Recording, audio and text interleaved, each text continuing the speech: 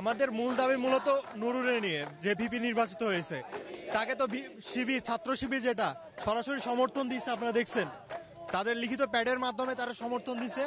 আমরা এখন চাচ্ছি যে তাকে অপসারণ করার মাধ্যমে এবং নতুন ভাবে শুধুমাত্র ভিপি নির্বাচন দেওয়ার জন্য। যে ঢাকা বিশ্ববিদ্যালয় একটা জাতির জন্ম দিয়েছে, সেই ঢাকা বিশ্ববিদ্যালয়ে একটা ছাত্র শিবিরের একটা নেতা যদি ভিপি হয় তা আমরা মানতে পারি না।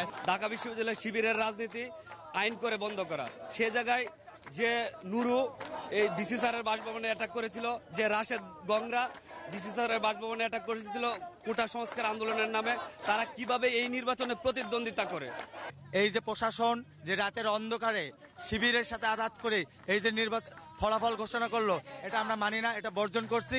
আমরা পুনরায় এই তদন্ত করে আবারও নির্বাচন দাবি করছি। ভোট 8টা থেকে 2টা পর্যন্ত ছিল, পরবর্তীতে 5টা পর্যন্ত করা হয়, কিন্তু এই রেজাল্ট দিতে অনেক দেরি হয়। আপনার প্রায় ভোট 4টা থেকে রেজাল্ট হয়। কেন এত দেরিতে রেজাল্ট দেওয়া হলো? আমরা ধারণা করছি এর মধ্যে কারচুপি হয়েছে এবং এই কারচুপিতে সিন্ডিকেটরা, প্রশাসন, ভিসি জড়িত। আমরা পুরো নির্বাচনই বাতিল চাই। আমরা পুরো নির্বাচন বাতিল চাই। নুরুল যদি ভিপি হয় তাহলে কেন তার প্যানেলের হলো না? আমাদের যদি প্যানেলের অন্য দুজন আছে তাহলে কেন শোভন ভাই হলো না? যোগ্যটা চাই আমরা, যাই হোক যোগ্যটা তাই হোক।